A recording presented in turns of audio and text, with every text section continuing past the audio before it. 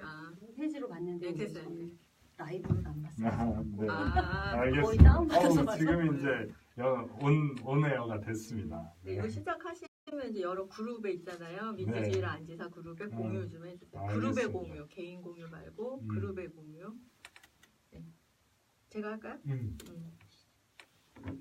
시작을 한 거예요? 어디? 여기.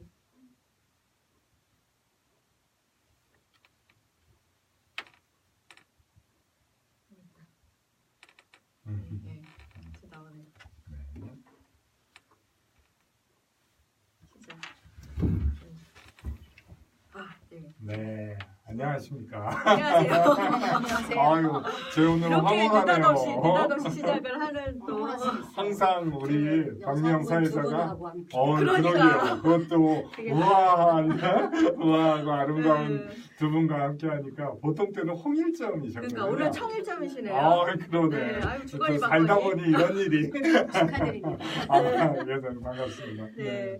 그래서 오늘 이제 뭐 수요일 방송을 한번 이제 시작을 해보려고 하는데 벌써 이제 지금 4분이 들어오셔서 보고 계셔요. 부지런하시네요. 그러니까 이거 한 네. 분은 저 사부님 잘 모르겠어요. 그런지도. 네. 네. 안희정의 임시정부 2017년 11월 8일 네, 오늘 방송 시작합니다. 네, 반갑습니다. 네, 저희 준비 기간 때문에 한 2주의 시간이 좀 텀이 있었는데요. 네. 오랜만에 하니까 더 반가운 것 같아요. 그죠, 맞아요. 네. 근데 저는 설레더라고요. 오늘 또 우리 이순희 위원장님도 모시기로 했고, 또 우리도 이제 그때 안지사님 뭐 경희대 특강이나 외대 특강 오시고 이러면서 저희가 그 특강에 또 집중하고 이러느라고 이제 텀을 좀 두고 이렇게 하고 나니까 오늘이 이제 설레게 막 기다려지는 거예요. 설레셨어요? 네. 근데 기다리니까 좋긴 하네. 아니요.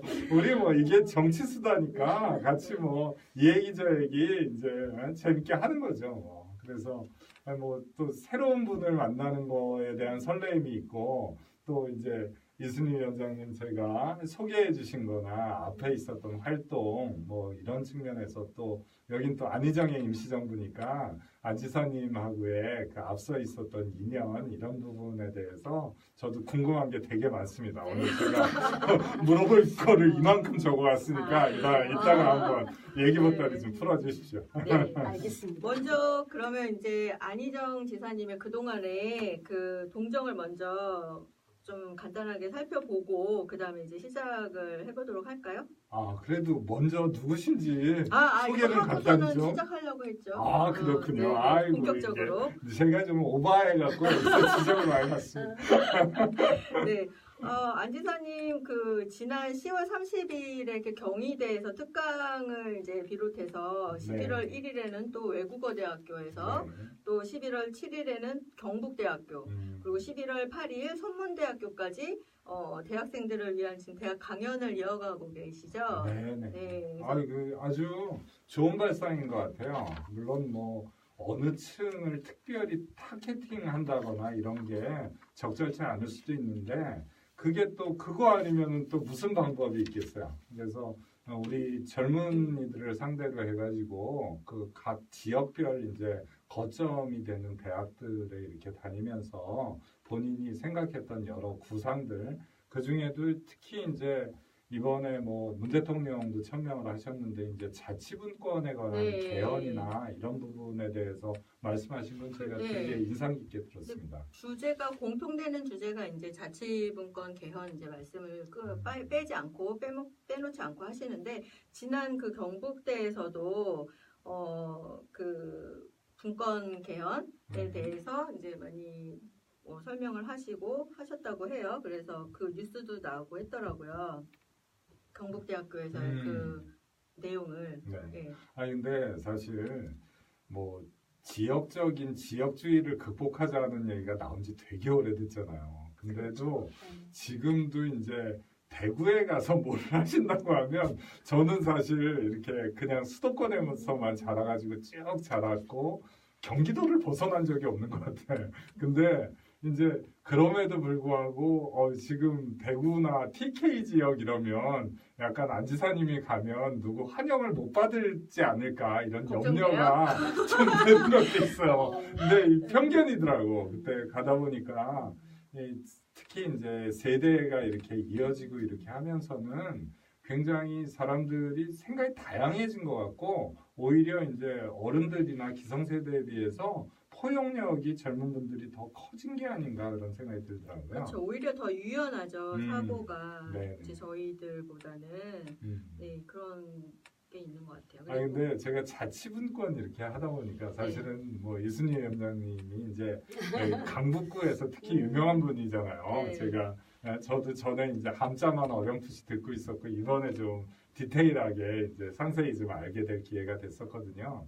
근데 뭐 지방자치나 이런 측면에서는 저희 또 자치단체나 이런 지방정부를 이끄는 분들 이런 분들 사이에서는 또 그 안희정 지사에 대한 어떤 선호나 또 지지 이런 게 좀 더 깊다 뭐 이런 느낌을 좀 받는데 혹시 저도 그렇게 어떠셨어요? 그렇죠. 어. 그런 느낌 많이 받아요. 아무래도 이제 지방자치의 꽃이라고 할 수 있는 광역단체잖아요. 네. 기초단체가 어찌 보면 기초단체가 꽃이라고 할 수 있는데 아직까지 우리나라는 이제 중앙집권 정치다 보니까 광역단체가 오히려 광역자치단체장 이쪽에 꽃이 돼 있어요. 근데 이제 그걸 더 분권화하고 이제 지방자치를 활성화하기 위해서 노력하는데 안지사님이 그 발벗고 나서서 하시다 보니까 지방에서는 굉장히 인기도 좋고 특히 이게 자치단체장들, 기초단체장들이 상당한 기대를 가지고 있죠. 그래서 제가 볼 때 안지사님이 이번에 아마 대권을 잡으셨으면 훨씬 더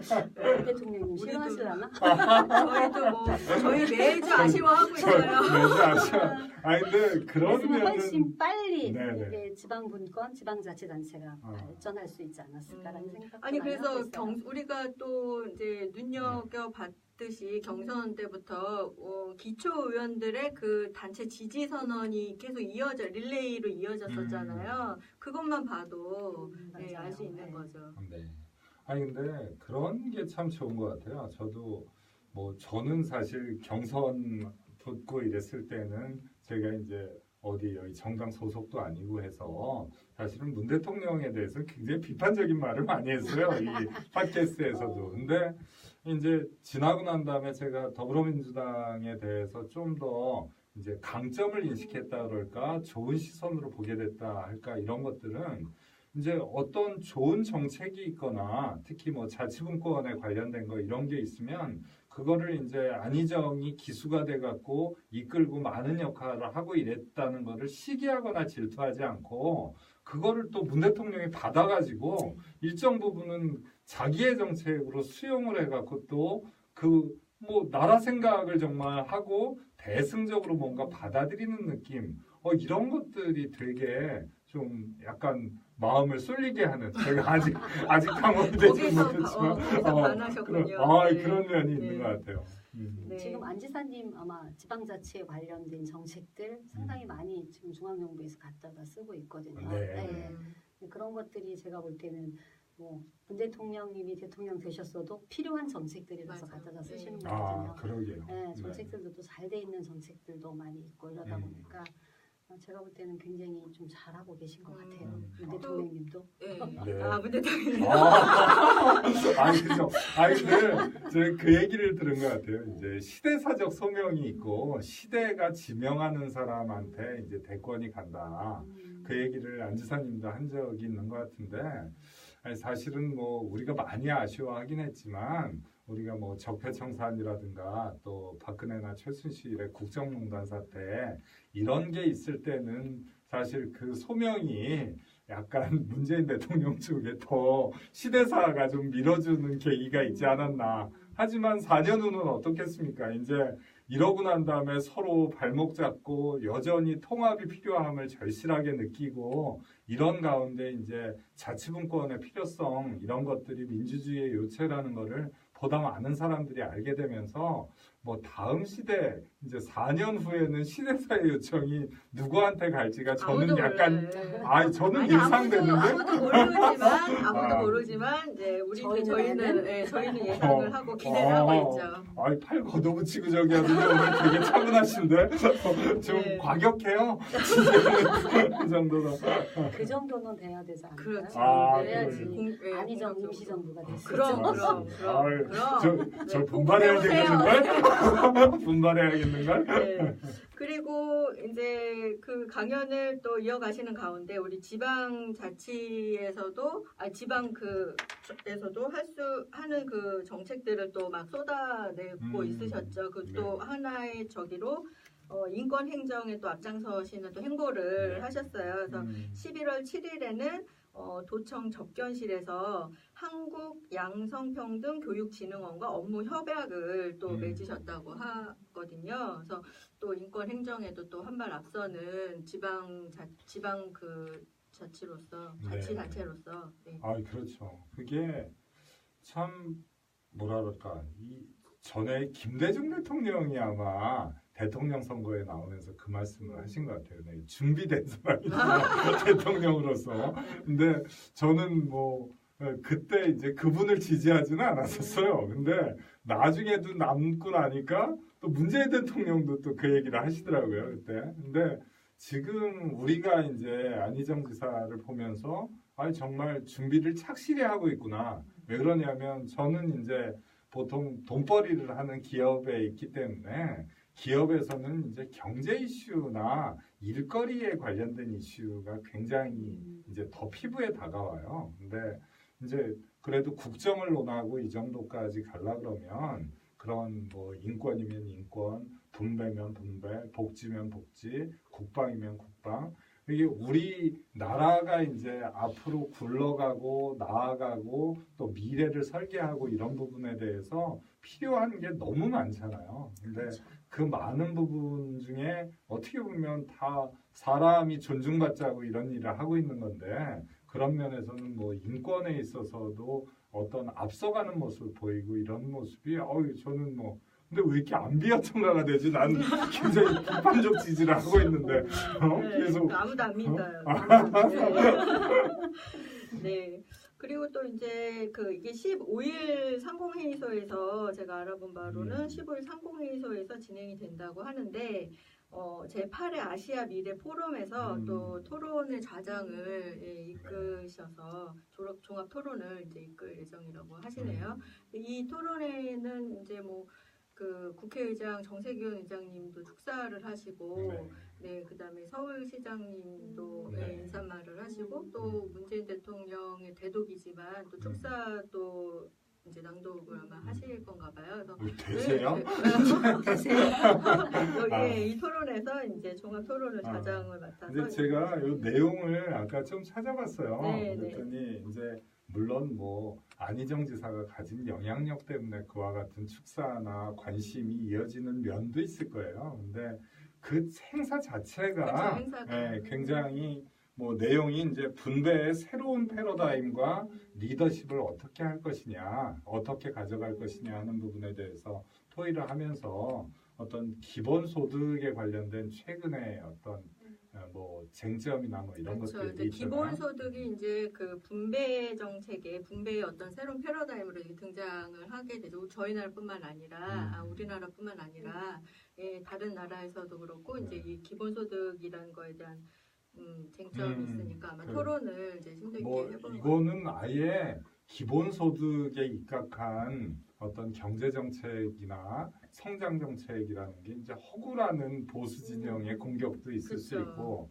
여기는 아무튼 그게 하나의 중심 이슈고 근데 또 이제 하나는 불평등을 지금 세계적으로 너무 양극화되어 있는 이 불평등을 해소하는 방법에는 지금 이제 기본소득이 대안이다라는 게 이제 주론이거든요. 그래서 다른 복지나 이런 거와 함께 이제 기본소득으로 이제 보강을 해야 된다라고 하는 게 아니, 이제 근데 저는 주론이라서. 이런 이슈에 대해서도 지금 이제 이거는 저희가 소개하는 거지만 나중에 이순희 위원장님한테도 이제 아동 전문가시고 네. 또 복지 전문가시고 그럼, 이러기 때문에 네. 제가 이런 것들이 사실은 다 연결돼 있잖아요. 그렇죠. 예, 네. 특히 이제 어떤 뭐 복지나 이런 것들 전에는 이제 생산과 복지가 이제 서로 따로 논다 이렇게 생각들을 많이 하고 있었는데 지금은 그 두 개가 조화가 이루어지지 않으면은 결국 생산도 제대로 안 되고. 네. 예, 예. 그래서 지금 이제 그 분배냐 생산이냐라고 하는 프레임은 그러니까 그 패러다임은 좀 이제 과거의 이제 패러다임이고, 예. 지금은 이제 어떻게 얘기를 해야 되냐면 이 분배를 안 하면 분배를 안 하면 이 불평등이 생산까지도 위협을 한다. 그러니까 생산을 위협을 하는 그 지경까지 이르는 거죠. 그러니까 분배에 이제 복지나 분배의 신경을 이제 안 쓸 수가 없게 된 거죠. 아, 그건 나중에 이제 나중에. 우리가 복지정책 강북부 어떻게 하실지 물어보는 네. 과정에서 네, 자연스럽게 강북의 애서 복지로. 될 것 같고요. 네, 그다음에 그 이제 하나는 더 본격적으로, 네. 그게 있대요. 이게 이제 뭐 4차 산업혁명 시대 네네. 이때는 노동이나 사회정책을 어떻게 갖고 갈 것이냐. 사실은 저도 이거 궁금해서 예, 가보고 싶네요. 맞아요. 기술 진보나 뭐 이런 것 때문에 요새는 이제 저도 이게 적어왔어요. 이 입에 안 붙어갖고 프로레타리아트라는 말이 있었잖아요. 부르주아에 대비되는 말로.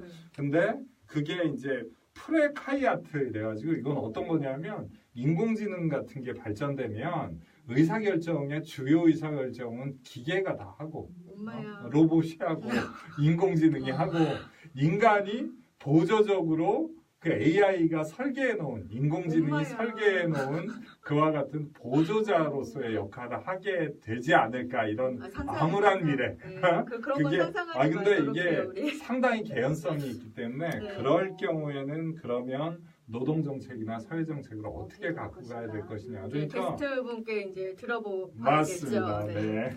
그래서 이제 저희가 이제 오늘 드디어 게스트를 소개를 안희정 지사님의 동정 시간을 마치고 네 우리 게스트님을 소개를 할 건데요. 되게 궁금해하셨을 것 같아요. 그러니까 우리. 지금 많은 분들 지금 네. 궁금해서 계속 저기 하시는데 더불어민주당의 부대변인이시고요. 네. 그리고 더불어민주당 전국여성위원회의 부위원장직을 맡고 계시고 또 우리 안 지사님의 그 충남 정책특별보좌관을 또 역임하셨어요. 그 네. 화려한 경력이네요. 그렇죠. 지난 이제 네. 대선 경선에서.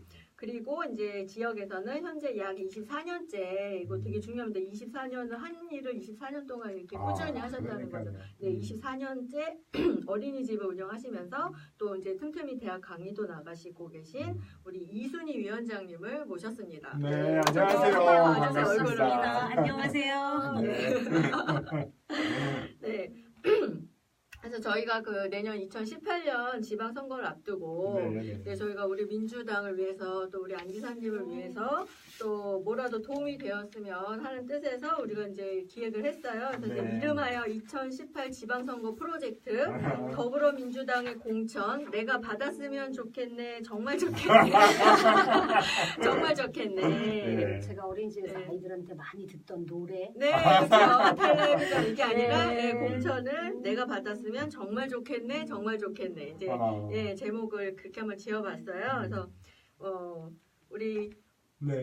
예. 근데 사실은 제가 위원장님 오시기 전에 이제 이 방송 들어가기 전에 잠깐 말씀 나눈 적도 있고 또 뭐 오늘 방송 준비하면서 우리가 초대 손님이니까 이제 무슨 일 하시는 분인가 하는 저희가 좀 성의 있게 준비하고 오잖아요. 근데 뭐 말씀을 들으면서 이제 여러 가지 이력 사항 중에서 저희가 특히 이제 좀 이게 인상 깊다 그럴까? 우선은 그랬어요. 이제 성함 자체가 굉장히 정치인으로 몇 표 먹고 들어가겠다. 그래서 너무 쉬운. 익숙한 그리고 그 쉬운 이름을 굉장히 직접 이제 인사를 이제 네. 하실 수 있도록 한번 네. 이제 부탁을 드려볼까요? 네. 제가 지역에서 인사할 때 이렇게 하거든요. 네. 강북 구민이 1순위고 네. 저 2순위 인사드리려고 오. 했습니다. 네, 그렇지. 제가 2순위잖아요. 네. 그러니까 그렇게 인사를 되게 하면 좋다. 그다음부터 처음에. 절대 이름을 잃어버리시지 그죠. 않으시더라고요. 그래서 네. 이제 그 전에는 이제 가끔 농담하시기를 1순위가 아니고 2순위였어 이렇게 하시는 분들 가끔 농담하시는 분들이 계셨는데 제가 그렇게 먼저 인사를 하면 너무 좋아하세요. 특별히 이렇게 노인정 같은 데 가서 인사드릴 때 어르신들 강북구에 1순위 어르신들 여기 계시고 저 2순위 인사 내려왔습니다. 이러면 너무 행복해 하시고 너무너무 좋아하시더라고요. 아니 진짜 홍보 센스가 있으신 것 같아요. 최적화된 이름이신데요. 아니 저는 그래서 요새 국감 스타로 뜬 그 이철희 의원 있잖아요. 네네. 사촌이신가 이순이 이철이 그래가지고 네, 아니 뭐 저도 아주 좋아하는 의원님이세요. 네, 우리 김관진 장관이 또 네. 그 피의자 신분으로 출석하고 이런 모습 보니까 네. 또 국감 스타로서의 이철희 의원. 근데 저희가 그런 거 있는 것 같아요. 우리 뭐 안희정 지지자 이런 분들이 의리가 좀 있어요. 그래서 누구 박영선 의원도 이제 지역구 가실 때 우리 뭐 사회자를 비롯해서 많은 분이 가서 이제 네. 함께 지지해드리고 네. 또 우리 이철희 의원도 품앗이, 우리가 품앗이. 이제 소수 정파일 때도 그 대세를 안 따르고 굳건하게 지조를 지켜주신 거. 근데 뭐 제가 세 번째로 알게 되는 지조 있는 이순희 위원장을 네, 만났어요. 그렇죠. 지조 있다고 표현하시죠. 왜냐면 지금 열린우리당 시절부터 네. 지금 당원을 네, 시작하셨다고 그랬어요. 네, 그래서 그 어째 당원에서의 그 지금까지 온 역사를 한번 쭉 한번 말씀을 좀. 네. 제가 열린우리당부터 이제 지금까지 왔는데 당명이 엄청 여러 번 바뀌었어요. 그렇죠. 네. 다 못 외울 지경인데요. 어떻게 네. 아셨어요? 다 외울 수가 없더라고요. 너무 복잡해서. 네. 그때마다 제가 원해서가 아니고 네. 정당이 계속 바뀌는 거죠. 당명이 바뀌다 보니까 그러면서 뭐 제가 처음에 이제 강북구에서 강북구 당협 협의회장을 열린우리당 때 했어요. 네. 투표로. 투표로 이거 네. 중요합니다. 오, 투표로. 네, 네. 그 당시에 그때도 열린우리당 때는 민주적 정당성이 하향식이 아닌 상향식 공천으로 그렇죠. 네, 그렇게 해서 당협회장을 하고 그리고 나서 이제 계속 쭉 그 당을 한 번도 옮겨본 적이 없죠. 우리 안 지사님하고 똑같잖아요. 캐릭터가 비슷하네요. 그러니까 지지하게 되셨나 안 보다. 지사님은 아마 꼬마 민주당 때부터 조금 네, 더 그렇죠. 전부터 더 예. 하셨고요. 네. 네. 그렇게 그래서 돼서 쭉 네. 같이 왔죠. 그렇죠. 그래서 그러면 우리 여기서 이제 궁금한 게 이제 안 지사님과의 인연은 그럼 언제부터인지가 또 저희 궁금한 또. 네. 안 지사님은 제가 노무현 대통령님 대통령 되시기 전부터 알고는 있었어요. 아. 가끔 이렇게 뵙기도 하고 스치면서 네. 근데 이제 뭐 자주 뵙지는 않았었죠. 그랬었고 근데 이제 원치 않게 어쨌건 선거자금법으로 인해서 노무현 대통령 대통령이 되셔서 BH에 가셨는데도 네. 못 따라가시고 네. 혼자 어쨌건 뭐 네. 고초를 겪으시고. 나의 잘못이라기보다도 그렇죠. 정당의 잘못이라고 저는 표현하고 싶은데 네. 그 모든 걸 혼자 짊어지고 아무 말 없이 내가 모든 걸 다 그냥 갖고 가겠다라는 의미로 가셨을 때 저 친구 정말 괜찮은 친구다라는 생각을 했고 굉장히 짠했어요. 그러면서 제가 생각한 게 정말 저런 사람이 노무현 대통령님한테 있다는 게 정말 노무현 대통령님이 행복이고 복이시다라는 생각을 네. 했었거든요. 근데 그리고 나서 이제 뭐 출소하시고 난 뒤에 노무현 대통령 말기에 저희가 참여정부 평가 포럼이라는 걸 만들었었어요. 네. 그걸 저 들어본 것 같아요. 맞아. 진짜. 네. 익숙한 이름인데. 네, 그래서 그때 이제 안희정 지사님이 그때 이제 지사도 아니고 야인이실 때죠. 야인 시절. 야인이실 때 네. 그때 이제 거기에 사무총장을 하셨고 저는 서울 공동 대표를 했었어요. 그래서 전국을 같이 다니면서 이제 그때 좀 많이 친해졌고 자주 뵙게 됐고 그러면서 이제 그때부터 안 지사님하고 같이 하게 됐죠.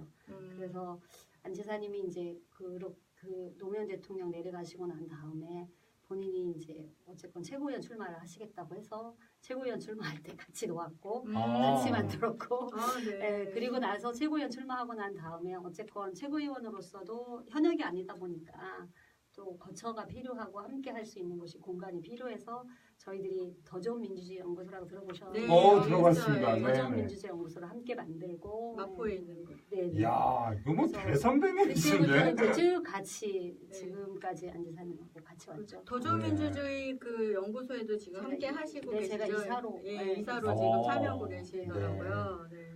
아유, 오늘 뭐 우리가 교육받아야 되겠는데? 저기, 이건 뭐 지조에 있으니, 의리에 있으니, 그래서 이제 저희 그 지난 그러시군요. 경선 때부터, 그러면 지사님의 그 지사 그 선거 하실 때도 네네. 같이 지사님 하셨겠네요. 선거하실 때 아마 처음 선거 때 그때는 제가 감사했던 것 같아요. 그래서 아무튼 그래서 같이 내려가서 좀 계속 왔다 갔다 했었고 또 그 네. 두 번째 선거 때도 계속 다니면서 또 경선 때도 또. 예. 네. 이 지난번 경선 때는 제가 서울 총책 맡았고 그다음에 전국 여성 전체 총괄했었고. 어유 선배님 영광입니다. 저는 뭐 경선 때 몇 분 오지도 못했는데 어디다 대고 우리가 제가 이런 분을 게스트로 제가 모신 거라고요. 그러게 섭외장. 안희정이 정치인 안희정 네네. 그분의 어떤 인생 살아온 길 이런 것들이 저는 일단은 참 제가 좀 저보다 나이는 어리시지만 살아온 길이나 정치 행보나 이런 것들이 제가 본받을 만한 것들이 너무 많았어요. 네. 저희도 그래요. 오히려 안지사님하고 함께 하면서 제가 많이 행복했고 또 때로는 가슴 아팠고 또 때로는 또 그분의 어떠한 환한 미소 어떤 것들 보면서 뭐 행복감도 느꼈고 네. 또 충남도정 운영하는 걸 보면서 정말 전국에서 항상 1위였잖아요. 네, 그렇죠. 자랑스럽게 응신하고 있죠. 네, 자랑스럽고. 네. 어디 가서 자랑스럽게 맞아요. 안희정 지사를 제가 이렇게 홍보할 수 있어서 행복했습니다. 그 감사한 일인 것 같아요. 지지하는 정치인이 그렇게 훌륭하고 이제 어디 뭐 나무랄 데 없이 이렇게 도정 잘 제가 자신 있게 자랑할 수 있고, 네, 저는 누구 지지합니다 이렇게 부끄럽지 않게. 네. 그래서 제가 이걸 말씀을 듣다 보니까 노무현 대통령 참 이쁘게 많으셨나 봐요. 네. 네, 그런 생각이 그죠. 드네요. 네. 그런 것 같아요. 제가 네, 봐도. 그쵸. 네. 네, 이쁘게 많으셨던 분이신 것 같아요. 네, 그렇게 마무리를. 근데 일단은 위원장님 같은 분의 지지도 받고 그러니까 다 이러셨던 것도 저희 통합해서. 네. 근데 그 인폭을 안희정 지사가 좀 이어받고 있는 것 같아요. 적통이 누가 있나 이런 거 생각하면 사실 뭐 문 대통령한테도 상당히 깊은 인연이 있죠. 그쵸. 근데 이제 뭐 우리가 그 다음이라고는 생각하지 않고 순서가 좀 뒤바뀐 면은 있지만 순서는 단지 숫자일 뿐이죠. 그죠, 네, 맞습니다. 그래서 아마 사람이 먼저다? 이게 네. 실천하는 분이 안지사님이 아닌가 싶어요. 항상 사람 관계를 항상 중시하시고 사람을 잘 챙기시고 네. 그것이 이제 그 정책이나 이런 도정 운영을 하는 데서도 그게 드러나시잖아요. 네. 뭐 뭐든지 어떤 그 본인의 어떤 그 정치인의 그런 것을 생각하기보다는 이제 뭐 국민을 생각하고 도민들을 먼저 생각하고 네. 그런 점이 이제 정치인으로서 본받을 매력이죠. 그게 사실은 기본인데. 기본인데 네, 정치인의 아, 사실은 근데 기본인데. 똑같은 마음으로 이렇게 하시면은 강북구도 좋아지겠네 앞으로. 그러니까 우리 이제 강북구에 출사표를 던지셨어요. 네, 이제 우리 2018년 지방선거 6월이죠. 6월 며칠인가요? 6월 며칠이더라 선거날이? 2월 13일. 6월 13일. 네, 정확한 정보. 네. 6월 13일 날 그 선거를 치르는데 우리 위원장님 이제 출사표를 던지셨어요. 네, 그래서 그때 강북구는 어떤 구인가요? 서울에? 네. 서울의 강북구. 네. 제가 강북구에 이사 온 지가 지금 처음 들어가서 한 지가 30년 된 것 같아요. 진짜 역사를 함께 하셨네. 저희 아들 기저귀 찼을 때 저희가 들어갔거든요. 이제 다른 동네 살다가 강북구로 갔는데 강북구로 가게 된 동기가 있어요. 사실 그 아들이 이제 지금 29살이니까 횟수로 30년 된 것 같아요. 근데 이제 우리나라의 최초의 영구임대주택단지가 있는 곳이에요. 최초 영구임대주택단지가 있는 곳에다가 이제 저희들이 들어가서 터를 잡았는데 그때 갈 때는 정말 얼마나 어려운 사람들이 사는 곳일까라는 생각을 가지고 지역사회 봉사할 수 있는 일이 없을까 가게 됐어요. 근데 가서 정말 지역을 위해서 할 수 있는 일이 뭔가 제가 다니면서 보면서 참 가슴 아픈 일도 많았고 왜냐하면 그 당시 뭐 지금도 강북구는 별로 발전한 게 없어요. 발전시키셔야죠. 그래야죠. 근데 그러면서 근데 지역사회를 돌아보면서 참 가슴 아픈 일도 많았고 그리고 지역사회에 아이들만 놔두고 부모들이 이제 밖에 일 나가시면 아이들끼리만 있는 집들도 많고 그래서 그 영구임대주택단지에서 저희들이 뭐 아이들 밥도 데려다 먹이고 저녁에 이제 저녁 때 되면은 아이들 데려다가 뭐 시키기도 하고 또 주말에면은 또 뭐 프로그램들 만들어서 이제 아이들하고 함께 생활하고 이런 것들 꾸준히 해왔어요. 하고 어린이집을 처음에 하게 된 동기도 어린이집보다도 그 당시에 이제 유치원을 시작을 했는데 하게 된 동기가 아이들을 모아서 무엇인가를 함께 할 수 있는 공간이 있었으면 좋겠다 해서 시작을 했던 거고 그러면서 이제 무상으로 아이들 교육을 계속 했죠. 어려운 무상으로요? 네, 이제 좀 잘 사는 집 아이들 빼고 네. 어려운 집 아이들 이제 무상으로 하고 이제 그렇게 쭉 꾸준히 쭉 왔는데 지금은 이제 뭐 100% 무상은 아니에요. 지금 무상 교육이라고 생각하시는데 좀 이따 제가 기회가 되면 말씀드리겠지만 근데 지금은 이제 국가에서 어쨌건 많이 보조를 하는데 그 당시에는 그렇지가 않다 보니까 지역이 많이 어려웠던 열악한 지역이 그때는 보조가 없었죠. 네, 보조가 없었죠. 그리고 이제 저희가 유치원을 어린이집으로 바꾸게 된 동기가 국가에서 차상위 계층 이제 보조 혜택을 주면서 어린이집으로 바꾸게 된 거예요. 그래서 명칭이 유치원에서 어린이집으로 바뀌었고 꾸준히 이제 지금까지 어린이집을 하고 있지요. 해오고 있고 뭐 지역사회에 그래서 봉사할 수 있는 일 있다면 좀 찾고 이렇게 하고 있고요. 강북구의 현황은 뭐 좀 제가 그래도 이 시간에 말씀을 드려야 그럼요.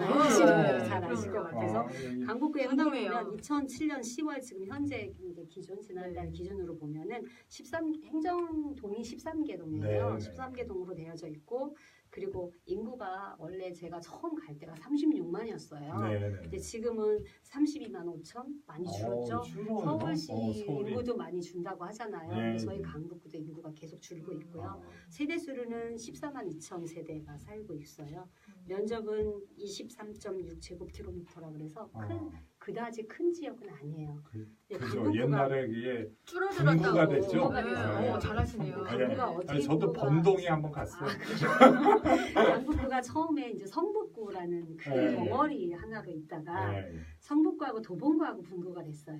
그리고 강북구는 이제 도봉구에 남아 있던 거고 도봉구가 노원구하고 분구가 되고 그리고 마지막으로 이제 1995년 지금부터 한 22년 전에 강북구하고 도봉구하고 분구가 되면서 정식 명칭이 1995년 3월 1일일 거예요 아마 그 날짜로 강북구로 명칭을 받게 됐죠. 구청장 하실만하네.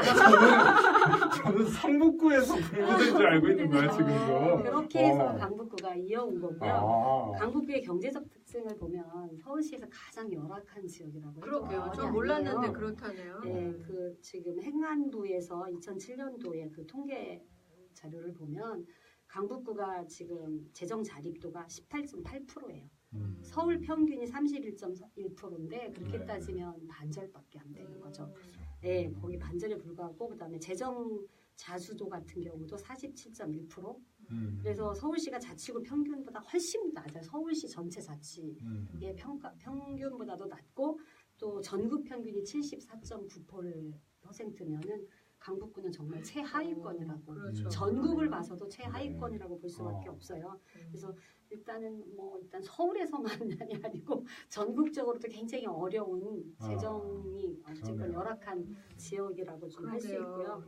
그리고 강북구에는 특별한 산업이 없어요. 큰 어떠한 공장 지대도 없고 산업 시설도 없고 그래서 주로 대기업 본사도 없고 그래서 주로 이제 소상공인들 중심으로 이루어져 있는 그러다 보니까는 이제 소상공인들이 주로 하는 것들이 뭐냐면 식당들이 가장 많은 것 같아요. 그러니까 식당이 저희가 보니까 한 6개월 버티면 꾸준히 한 1년 이상 가고 아니면 2, 3개월에 한 번씩 식당이 바뀌는 걸 볼 때마다 참 가슴이 아프죠. 사실 강북구에 있는 한 사람으로서 좀 그런 상황이고요.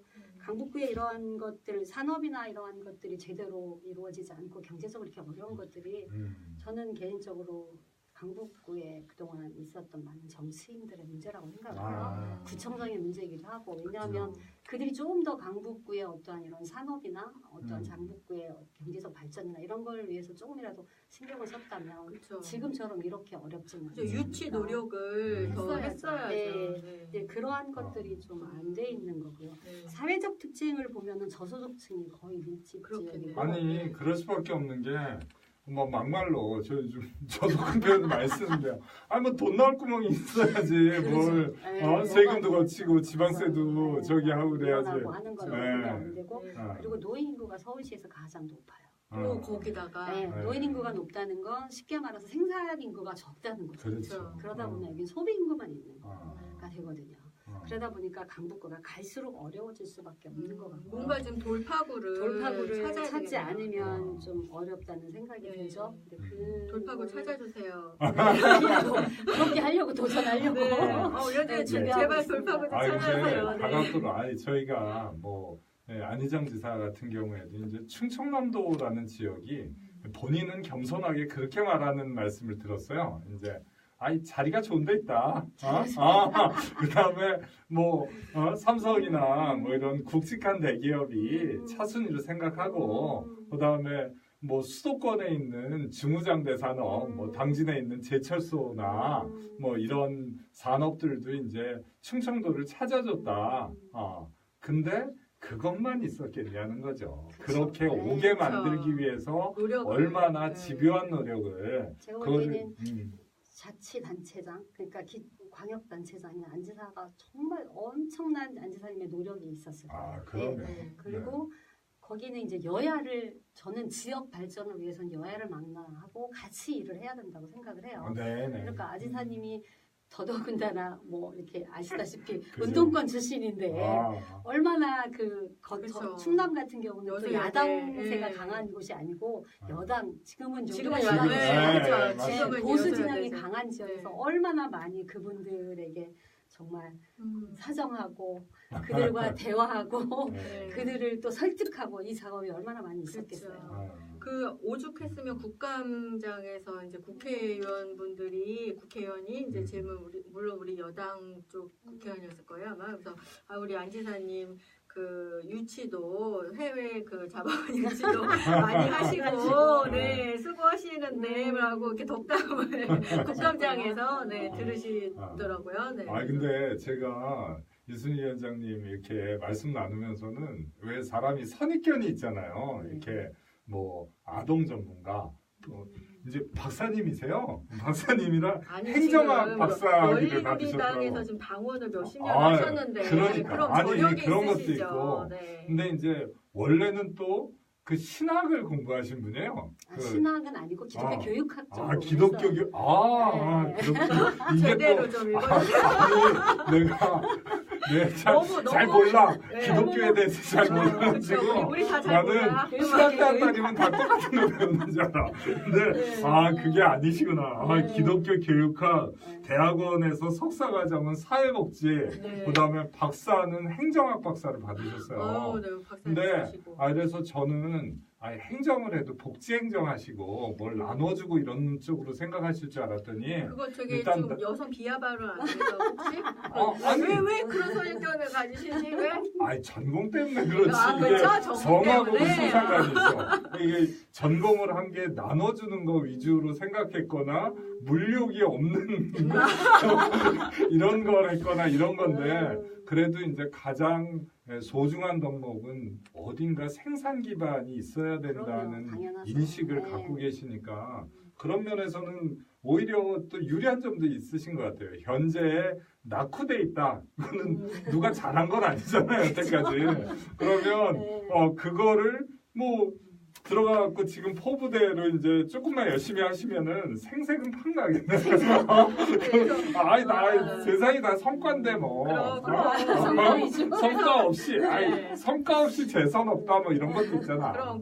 그래서 지금 이제 말씀하신 것처럼 신학대학교에서도 공부를 좀 하셨고 기독교 이제 교육학으로 그리고 이제 지금 부부님께서도 지금 이제 목사님이시라고 제가 오늘 뵀는데 제가 너무 반했어요. 너무 멋있으셔가지고. 제가 이렇게 멋있는 남자랑 사는 깨롱보. 한국에서도 이제 뭐 종교가 미친 영향도 또 기독교 특히 없지 않아 있고 해요. 그래서 뭐 강북구는 또 어쩔지 모르겠지만 뭐 지역 활동이나 민생을 또 이제 살피시고 하는데 혹시 또 그런 어떤 영향이 혹시 없을까? 아니면 뭐 장점이든지 아니면 더 좋다라든지 뭐 이런. 제가 한 가지 여쭤볼게요 두 분께. 저희 한국 기독교의 목사님들, 쉽게 말해서 개신교 목사님들이 투표할 때 어디를 찍으실 것 같아요? 보수. 그죠. 보수의 최극단이 예, 기독교 단체, 기독교 예장, 아니, 기장 뭐 기장 이런데. 뭐 예. 기장은 좀 빼고 빼고. 예장 중에서 합동 뭐 이렇게 있죠. 예. 근데 그러실 것 같죠. 예. 제가 이제 아무래도 이제 남편이 목사다 보니까 네. 많은 목회자들을 접하잖아요. 아. 근데 재밌는 게 있어요. 전라도 목사님은 민주당을 아. 찍고 경상도 목사님은 뭐 이제 지금 예전에는 한나라당이었지만 지금은 이제 자유한국당이 됐던 네. 뭐 아니면 뭐 바른정당이 됐던 어쨌건 보수 진영을 찍으시겠죠. 그렇게 찍으신다면 옛날에 있던 지역주의 네. 이런 게 아직도 있는 예, 거예요? 여전히 아. 그건 잘 안 가시는 것 같고요. 네. 지금 저는 고향이 어딘 것 같아요? 고향이 서울이신가? 아니요, 저는 충청도. 네. 그래요. 네. 아 이거 제가 보면서도 그러네.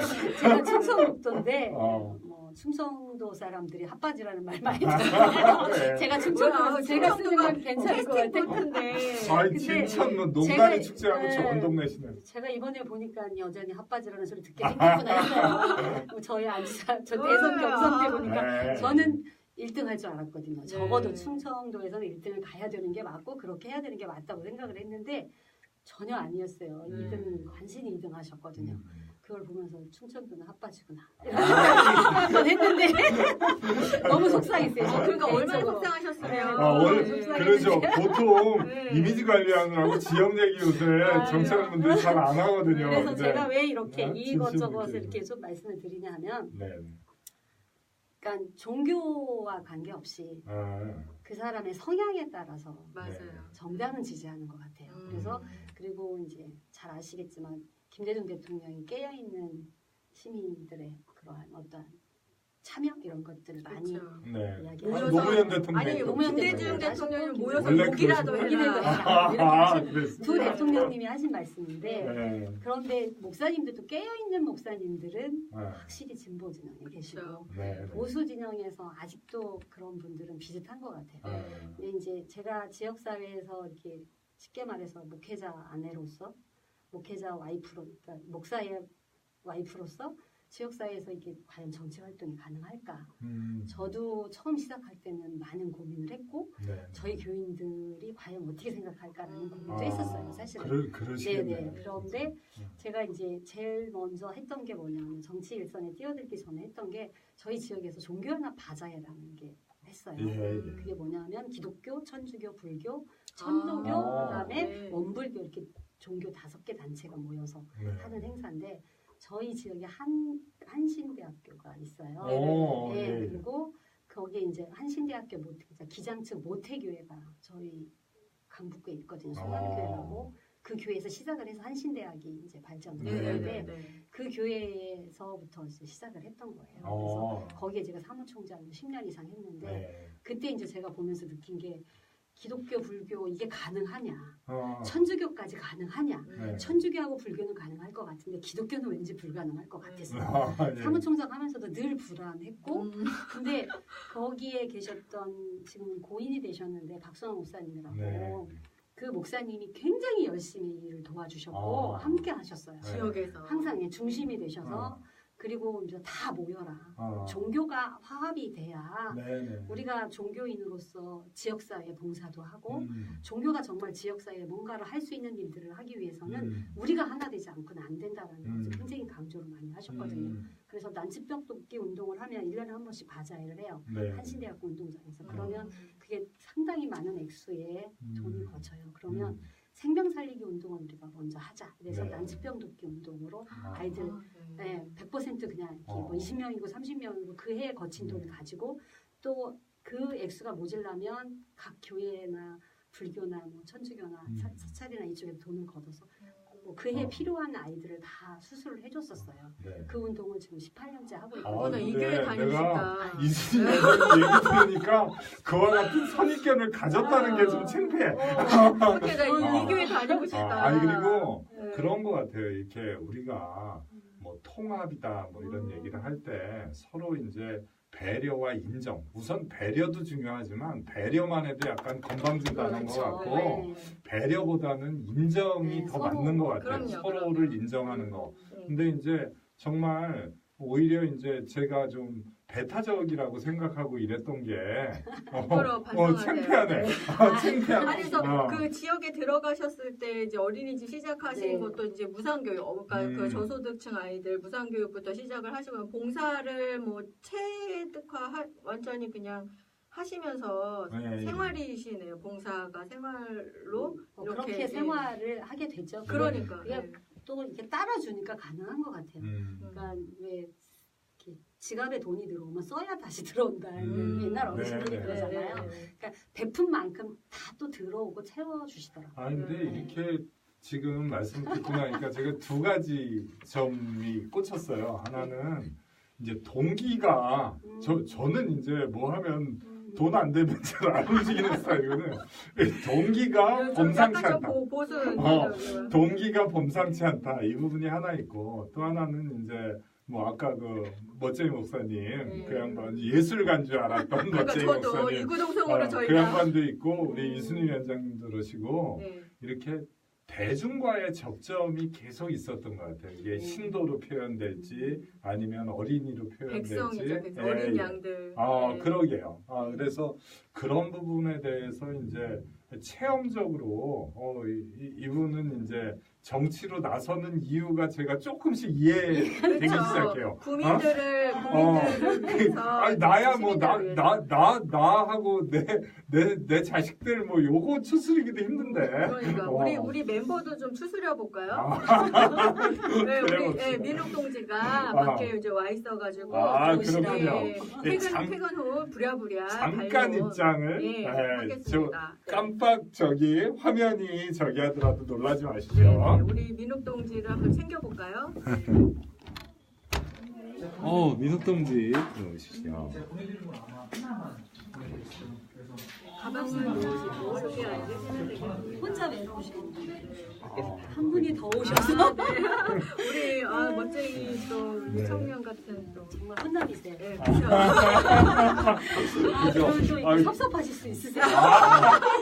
아니 푸근하시고 제가 오셔서 그건 좀 인정하고 있습니다. 제가 그냥 또 냉정해요. 적어도 주제는 좀 알자. 그래야 객관화된 우리의 현실을 알 수 있다는 네, 게 또 우리 지론입니다. 밖에서 또 내용 다 들으셨으니까 또 따로 저기 하실 건 없으실 것 같고 같이 이제 이어가면 될 것 같아요. 네. 그래서 또 그 말씀하신 것처럼 이렇게 옛날부터 지역에서 아동들을 이제 보살피시고 이런 이제 하시다 보니까 오랜 경력을 또 가지고 계시고 그래서 육아 정책에 대한 어떤 그 전문성이 좀 있을 것 같아요. 저희가 예측을 하기로. 그래서 이제 구청장이 되신다면 뭐 꼭 실현시키고자 하는 혹시 육아 정책이 있다거나 아니면 이제 구청장으로서가 아니라 이제 우리 나라의 육아 정책으로 또 제안하고 싶으신 것이 있다면 혹시 네, 두 가지로 분류해서 지금 말씀을 하셨는데 네. 강북구 내에 이제 어린이집을 하면서 사실 제가 이제 박사 논문이 출산 정책에 대해서 썼어요. 행정적인 왜 이렇게 국가에서 지속적으로 많은 예산을 투자함에도 불구하고 출산율이 올라가지 않을까? 이건 정책적으로 뭔가 문제가 있다. 네. 그렇죠. 그러면 국가 정책의 어느 부분이 문제가 있는가? 이것 때문에 이제 박사 논문을 쓰면서 정말 다양한 부분에 이렇게 앙케이트 조사도 하고 네. 뭐 이렇게 통계도 좀 내보고 또 많은 분들도 만나서 뭐 직접 좀 상담도 하고 이렇게 해봤는데 그러면서 제가 느낀 게 우리나라의 정책적으로 육아 정책에도 문제가 있구나라는 걸 발견을 하게 됐고요. 그렇죠. 그렇다면 이게 행정적으로 어디서부터가 문제인가 봤을 때 일단은 우리나라의 모든 정책이나 예산이 아이들을 태어나고 나서부터 난 뒤에 예산 투자가 많아요. 낳기 전에 네. 무엇인가 아이들을 낳게 하는 예산이 아닌 그래서 쉽게 말해서 결혼을 해야 애를 낳지요. 그러게요. 네. 그리고 청년들이 일단은 생활이 좀 돼야 뭐 이렇게 결혼도 하고 또 안정이 돼야 또 집도 좀 안정이 되고 해야 자녀를 하나 낳은 거 둘도 낳고 셋도 낳을 수 있는 그렇죠. 건데 네. 이게 안 되다 보니까는 일단은 출산 자체를 부담스러워하는 거죠. 아. 출산만 부담스러워하는 게 아니라 결혼 자체도 기피하고. 그렇죠. 그래서 이제는 뭐 나홀로 세대가 너무 많아진 이런 것들을 보면서 정말 우리나라의 그 육아 정책에 있어서 가장 중요한 게 무엇인가 봤을 때 제가 볼 때는 일단은 폭넓게 갔으면 좋겠어요. 그냥 좁은 범위에 태어나서 얘들을 어떻게 키울 것인가를 고민하는 게 아니라 네. 어떻게 해야 청년들이 많이 결혼을 하고 또 아이들도 많이 낳고 또 그 아이로 인해서 행복을 느끼고 살 수 있는지 그것부터가 육아 정책이다. 네, 그게 육아정 네. 그것부터가 시행이 돼야 이제 태어난 육아들도 행복해질 수 있지 않을까라는 것을 이거 새로운 생각하고 관점이고. 연구가 네. 깊으시는데. 네, 학문적 접근을 또 하시다 네, 보니 그런- 아, 또 네. 육아라고 하면 우리 네. 민욱 동지도 아, 그러세요? 조민욱 동지가 이제 그 딸 아들 육아의 이렇게 전설에. 있는데 이제 육아를 하고 있는 이런 부분을 우리 페북 같은데 공유하면서 그러시구나. 동지들한테도 뭐 영감도 주고 본인도 또 거기서 아이디어도 얻고 어. 뭐 곤란함도 해결하고 이러거든요. 저한테도 또 아이디어 많이 네, 주세요. 심지어는 이제 독방 육아라고 우리 독방 제수 씨한테 육아. 공격도 좀 그러시구나. 받으시고 막 이랬는데 뭐 좀 할 말 많으실 것 같은데. 그래서 네, 네, 폭넓게. 그래서 폭넓은 그러한 정책들을 국가적인 차원에서는 좀 해줬으면 좋겠고요. 물론 이제 뭐 지금 서울시에서 나왔던 정책, 또 성남시에서 나왔던 정책, 지난번에 이제 대선에 같이 했던 분들이시라서 네네네. 이제 네. 그런 정책들이 이제 오픈되다 보니까 그 정책들을 국가에서도 많이 지금 가져가는 것 같아요. 청년들을 위한 정책들, 네. 청년들의 뭐 일거리뿐만이 아니라 뭐 이런 여러 가지 다양한 정책들을 펴고 있는데 좀 그런 것들이 빨리 제가 볼 때는 이게 좀 더 시기가 기다릴 게 아니고 네. 저는 예산 지원부터 시작해서 모든 것들이 빨리빨리 진행이 됐으면 좋겠다라는 거예요. 왜냐하면 이 인구라는 거 쉽게 말해서 아이가 태어나는 것은 가다가 멈추면 그 다음에 올라가기 너무 힘들거든요. 그렇죠. 이게 멈춰서 떨어지기 전에 지금 이미 떨어지고 있는데 네. 더 떨어지기 전에 빨리 이것을 좀 회복을 해야 되지 않을까라는 그렇죠. 생각이 있고요. 그래서 그럼 너는 그럼 강북구청장이 돼서 육아 정책 뭐 할 건데 네. 제가 이제 여기 아이를 둔 아버님이 계시는데 저희 나라는 솔직히 말해서 국공립 정확한 시설은 없다고 봐요. 저는 민간 어린이집을 하고 있지만 네. 왜냐하면은 이게 국공립 어린이집이라 그러지만 구에서 위탁을 해요. 네. 시에서 그렇죠. 위탁을 해요. 아. 위탁이라는 건 위탁 시설로 가는 즉시 거기는 국가가 운영하는 시설이 안 되는 거예요. 사회복지 시설이 운영하는 게 되고 사회복지 그 어떠한 단체에서 위탁을 받으면 또 거기서 또 재위탁을 개인에게 해요. 그러면 이거는 전반적인 시스템 자체가 국가에서 운영하는 건 아니거든요. 네. 그런데 국공립으로 처지는 거죠. 처지는 거죠. 네. 그래서 근데 잘 아시겠지만 프랑스나 스웨덴이나 이런 데가 육아 정책이 잘 돼 있잖아요. 이런 이런 나라들은 국가에서 운영하는 국공립 시설들이 80%예요. 우리는 약간 무늬만 그렇거나 이름만 그렇게 붙인 거예요. 부모님들이 네. 많이 저는 속는다라고 표현을 하고 싶은데 저 여태 속고 있었어요. 예, 그래서 저는 강북구에 제가 구청장이 당선이 되면 제일 먼저 육아 정책 중에서 할 일이 구가 직접 직영하는 네, 구가 직접 운영하는 어린이집을 해야만이 왜냐하면 아시다시피 그게 이제 자꾸 단계가 넘어가면서 비리도 생기고 그렇죠. 또 왜 이게 민간 어린이집만 문제가 생기는 게 아니라 국공립도 계속 문제가 생기는 게 그러한 것들이거든요.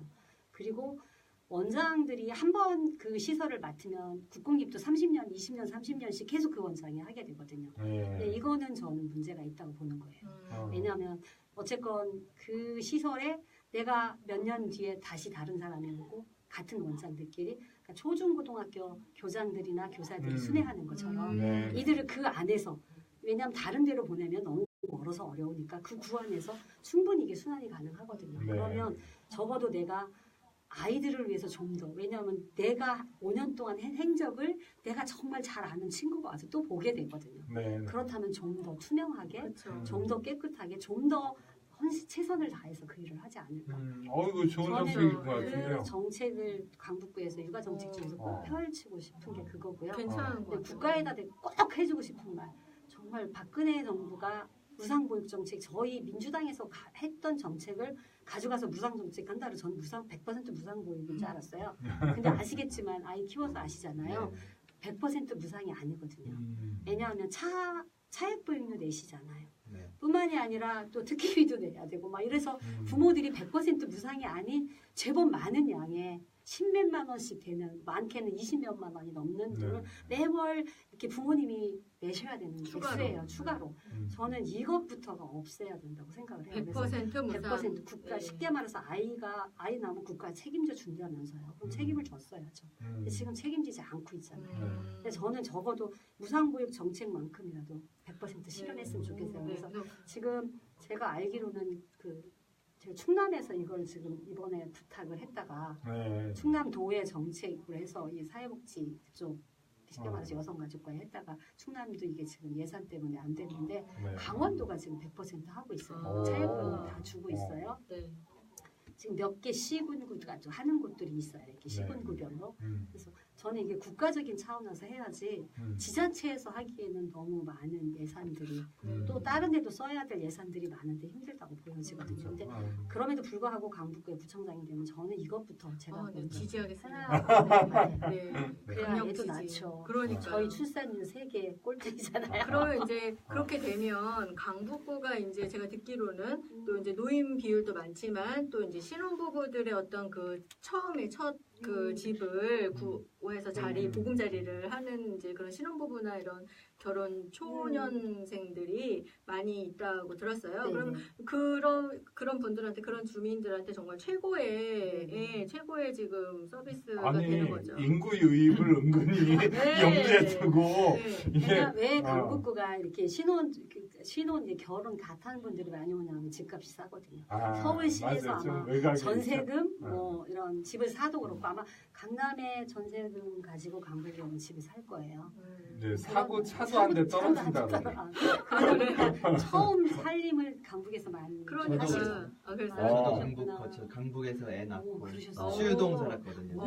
수일 몇 동 네. 사셨어요? 네? 수일 몇 동? 수일동? 수일동. 해화여고 바로 해화여고 건너편. 건너편 도선 아니 저기 화계사 올라가는데. 예, 한신대 화계사도 앞쪽에. 깐난애기 데리고 화계사도 산책 가고 그랬었어요. 네, 맞아. 주민 될 뻔했네. 그러시네요. 우리 동지 뭐 여러 표 거둘 수 있는데 그러면 동네 이제 사람들. 강북구의 어떤 좀 재정 자립도 떨어지고 하는 그런 열악한 어떻게 보면 단점이잖아요. 근데 그 단점이 오히려 지금 장점으로 승화시키실 그런 지금 정책이고 이제 그렇게 하실 충분한 지금 역량이 있으신 거잖아요. 저는 그런 게 리더십인 것 같아요. 이런 발상 예를 들어서 여기를 이제 신혼부부를 유치할 수 있는 뭐 육아 정책과 그 다음에 신혼부부 유치해갖고 주민수를 늘릴 수 있는 정책, 그 다음에 복지 이게 이제 삼박자가 어우러지니까 너무 좋은데요. 말 그대로 이제 정책이라는 게 지금은 강제하기 어렵지 않습니까? 그렇죠. 뭔가를 유도하는 게 중요한데 매력적으로 땡기시는데 다 이사 오세요. 저 교회부터 오셔서. 교회부터 다니고 저도 살 때 진짜로 막 신혼부부들, 근데 애기들도 동네에 많고 그러니까는 물론 이제 전체적으로 지금 출산율이 낮긴 하지만 그래도 강북구에서는 좀 결혼 신혼부부들이 들어와서 애를 좀 낳지 않을까. 그래서 이걸 산업이라고 하긴 뭐한데 임신 출산 산업. 제가 임신 출산 정책으로 바꿔줘야 햇빛병원이라고 아실 거예요. 네네, 햇빛병원이라고 되게 알아요. 유명한 네. 산부인과 병원이 있는데 거기서 또 애기 낳고 그랬었거든요. 그게 되게 좋았어요. 나도 우리 조동지한테도 관심 좀 많이 가져줄까.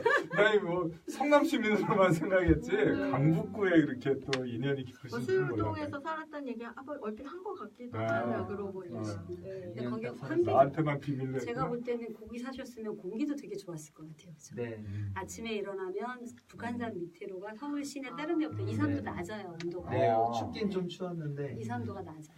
우리가 되게 쾌적한 여름에 시원하겠네요. 아니 거기 무슨 옛날 드림 뭐 이런데 숲도 있고 그렇잖아요. 드림랜드가 지금 북서울 꿈의 숲으로 바뀌었어요. 그죠. 북서울 꿈의 숲. 내가 너무 정확한 오래되신 명칭을 정말 모르겠네. 아이 키우기 좋은 강국이에요. 아니 듣고 보니 괜찮아요 정말. 그 아니 신혼부부 유치 정책이 그러니까 하나 서울에 공약 나왔습니다. 그러니까 서울에 집값 너무 비싸고 직장인들 그래서 다 외곽으로 지금 경기도, 일산, 뭐 부천, 분당 뭐 이렇게 다 나가잖아요. 네. 부천 분당 네. 분당은 좀 세고. 아 그러네요. 부천 부천, 뭐 쪽으로, 광명, 광명, 네, 이런 시흥 뭐 쪽으로. 이렇게 네. 계속 외곽으로 남양주시 뭐 이렇게 빠지는데 강북구 괜찮은데 이제 지하철도 뭐 4호선 하고 이번에 6호선? 경전철이 경전철도 네. 되고. 의정부 그래서 경전철 네. 가는 거. 네, 의정부 경전철이 아니라 우이동이 종점이에요.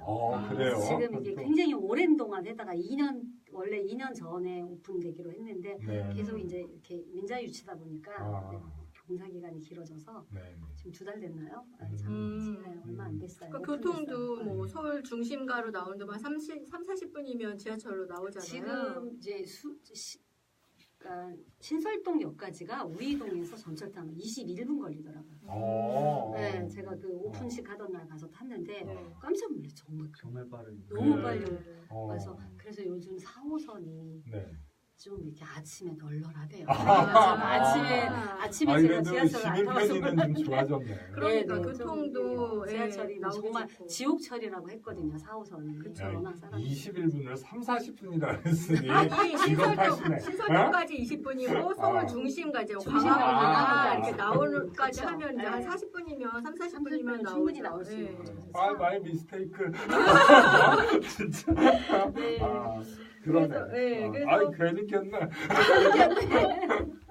그 이제 어린이집 운영을 이제 그 어쨌든 어린이집 운영도 하나의 어떤 그 조직이잖아요. 그쵸. 그래서 예, 네. 그런 조직을 지금 오랜 24년 동안 운영을 하신 경험이 이제 구청의 그런 어떤 구정을 이제 하신다거나 할 때 도움이 되실 것 같아요. 그래서 예. 생각보다 어린이집 운영하는 거를 이제 뭐 사람들이 오해하는 경우가 많아요. 뭐 조만한 시설 운영해갖고 과연 거기에서 무슨 뭐 정책이 있어야 하는데 그렇지가 않고요. 그렇죠. 저는 어린이집을 딱 들여다보면 국가가 보이는 것 같아요. 오. 어린이집을 보면 강북구가 보이고 음. 왜냐하면 그 안에는 모든 게 다 있잖아요. 엄마가 있고, 그러니까 젊은이들이 있고 젊은 사람들과 소통하면서 젊은들이 무엇을 고민하고 또 무슨 정책들이 필요하고 또 어르신들이 이제 할머니 할아버지 요즘에 이제 맞벌이 부부들이 많다 보니까 할머니 할아버지들이 맞아요. 많이 아이들을 네. 봐주세요. 네. 그러다 보니까 그분들을 통해서 노인 정책이나 노인의 문제점이 무엇이 있는지 그리고 또 그분들은 소소한 것들 많이 몰고 오세요. 우리 동네 뭐가 문제야. 뭐 이번에 뭐 무슨 공사를 했는데 뭐가 문제였대. 이런 것들 소소하게 많이 가지고 오세요. 그런 거 하면 그 안에는 교사들이 있거든요. 아, 노사 관계가 안에 있어요. 그게 사실이잖아요. 네, 네. 그런가 하면 또 그 안에서 어쨌건 경제적으로 이게 돌아가지 않으면 네. 원 자체가 원활히 돌아가지 않기 아. 때문에 예를 들어서 우리가 소풍을 가야 되는데 아이들한테 어떻게 분배를 해서 어떻게 받아서 갈 것인가. 그 예를 들어서 10,000원을 받으면 10,000원을 다 써야 되는 거거든요. 네. 그것들도 다 쪼개서 약간 분배라는데 어떻게 예산과 어떻게 분배를 결산이 예결산이 잘 되어져야만이 원도 소통도 잘 되고 원활하게 잘 돌아가거든요. 그리고 굉장히 섬세한 부분들을 건드려야 되는 거예요. 정말 그죠. 엄마들 한 분 한 분의 그 애로사항 다 들어야 되고 또 그 무엇이 문제인지도 들어줘야 되는 거고 그렇죠. 또 어르신들의 그런 것도 그래서 섬세한 부분까지 다 디테일하게 들여볼 수 있고 함께 할 수 있는 부분이라 제가 볼 때 구정할 때 굉장히 큰 도움이 될 것 같아요. 그렇죠. 그런 것들이. 네, 저도 그럴 것 같아요. 네, 그래서 저는 오히려 이렇게 어린이집을 유치원까지 한 30년 가까이 됐거든요. 네.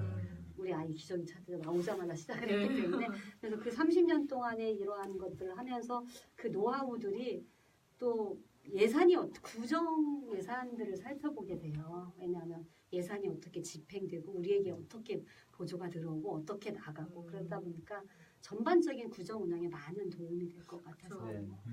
상당히 저는 그래서 오히려 저한테 이게 30년 그 무시하지 마라. 플러스. 플러스 알파. 그 플러스 알파. 그러니까 저도 제가 이 질문 드리고 싶었었던 거거든요. 네. 저도 애를 등원을 자주 시켜요. 네. 가보면은 이제 다른 친구 엄마, 네, 네. 다른 친구 엄마와 그 친구가 우리 애한테 인사하고 우리 애도 인사하고 그러면은 그 관계가 다 그려지고 그쵸. 네. 또 할머니가 데려온 애들 이런 거 보면 저도 이 동네의 삶이라는 거에 대해서 되게 상상력이 그 안에 다 풍부해지고 있어요. 네, 들어있어요. 작은데 안에. 도움이 네. 되게 많이 되실 것 같다는 생각 들고 한편으로는 좀 약간 웃기는 재밌는 생각도 해서 도움이 되는 어떤 노하우 있지 않았을까 생각했는데 그 강북구가 구의회가 어떻게 구성되는지 모르지만 그 분명히 이제 떼쓰는 야당 의원들이 있을 텐데 어린이집에서 떼쓰는 아이들 다루던 스킬로 다뤄주실 수도 있지 않을까. 네, 맞습니다.